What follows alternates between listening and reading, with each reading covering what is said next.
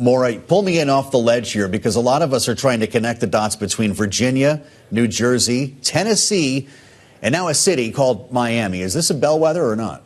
You know, in Miami, roughly 21% of registered voters came out to vote. So I think the concern that typically we see with Democrats is normally the apathy to voting. But right now, that's going to be Republicans' biggest problem. If they are not inspired to go out and turn out for votes, this could be a problem for 26 and for other races that come up without this inspiration and this motivation to support candidates that are in the Republican field. And I do think a lot of that has to do with the word that the president thinks is now a hoax, but affordability really is what's going to drive people to the polls. And we saw in New Jersey, mostly people came out because they were frustrated by policies by Donald Trump. So it wasn't necessarily a vote for Mikey Sherrill. It was a vote against the policies of Donald Trump and his administration. You keep talking about affordability. It's hard to ignore the Federal Reserve today. We got an interest rate cut. Former Republican Senator Pat Toomey just came in and told us that should not have happened. Should the Fed be more worried about inflation or the job market right now? I would be more worried being Kevin Hassett right now. If I was expected to take. Answer. I mean, the idea that you can only take this job if you agree to X amount of cuts, which I think we can all agree that the president's going to have expectations of not 0.25% cuts, right, but like large, really historic level cuts in the interest rate.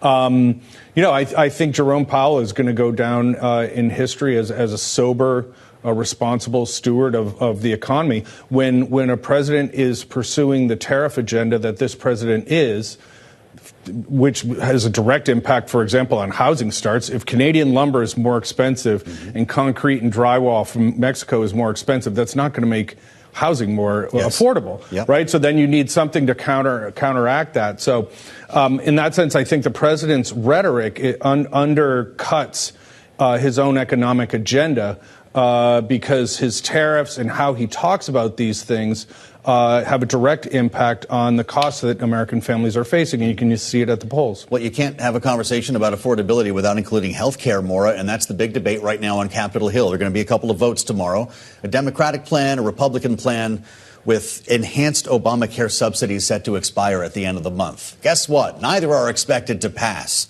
And there's a big argument right now about how this should be handled, whether Obamacare should be replaced or reformed. And there's a Speaker of the House right in the middle of it all, Mike Johnson, who's being pulled in about 100 different directions right now. As someone who worked for a former Speaker in John Boehner's office, how much hot water is Mike Johnson in? He said there'd be a plan on the table this week, and we haven't seen it yet. I think Mike Johnson has really, unfortunately, not played this very well. He has given over so much control and so much of his gavel power to the president and to the administration, and now he's left, kind of empty-handed as far as producing a plan and a semblance of a plan or a concept of a plan.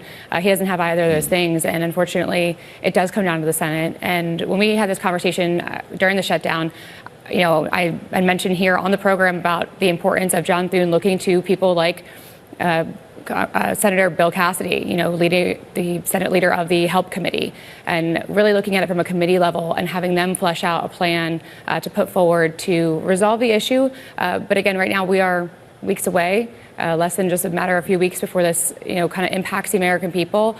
And unfortunately, you don't have the best results when you're pushed your back against the wall. And so, yes, it's an issue that Republicans need to figure out how to message better on and actually want to address. Without a plan, you can't keep talking about something without actually producing a result or a solution option for people to get behind. Well, Roger, you worked for Barack Obama. How abstract does it feel? How surreal does it feel? 15 later, this is still boiling on the front burner. I could make a number of jokes, but the more important thing is that it's interesting in political movements when people get so focused on being against something that it completely eclipses the burden that's on them or the responsibility to actually generate an alternative. We're coming around on 15 years where these folks, either under Speaker Ryan or on through Speaker Boehner, Leader McConnell, on and on, where literally nothing has taken shape. Looking forward briefly, I think there's a glimmer of hope around. I can't believe I'm going to endorse. Come on. The evolution I've gone through here, all of a sudden find myself sympathizing with a Cheney and having and feeling warm feelings about Marjorie Taylor Greene. But now I'm going to say something about Senator Moreno and Senator Collins, which is like the idea of maintain the subsidies as is with some income adjustments for 2 years, which pushes it past the midterm, which you would imagine anyone in the House or Senate would. I mean, kicking the can is the business these folks are in, right? So I think that there's something there, and the question is can Collins bring in a Shaheen? Can a Shaheen bring in a Hassan? Can a Moreno bring in a Johnson? You know, can they piece together some kind of regionalism around this question? Sure. Maura, we've only got about 30 seconds left. Do you see a deal in the making here, or are we going over the cliff, as they say? If they want to keep any sense of the Republican majority in either chamber, they're going to have to. Well, short and sweet. With Maura Gillespie and Roger Fisk, our great panel, I thank you both for the insights. Runs wild. You've got to have some parameters that we control instead of AI. If your thing doesn't work out, what's the backdrop? Like, I know you took ballet lessons. If this doesn't work out, and I've lost my chops, and, do your I'm thing. not keeping up with it. Who knew?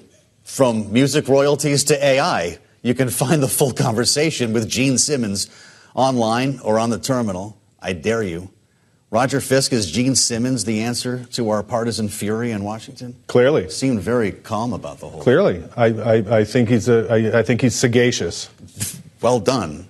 Maura, you thought you were saved by the bell.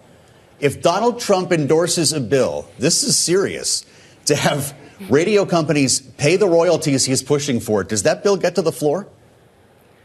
I mean, if Gene Simmons wants to come to the floor and also convince members, I think yes. Okay, I think that's a pretty good answer.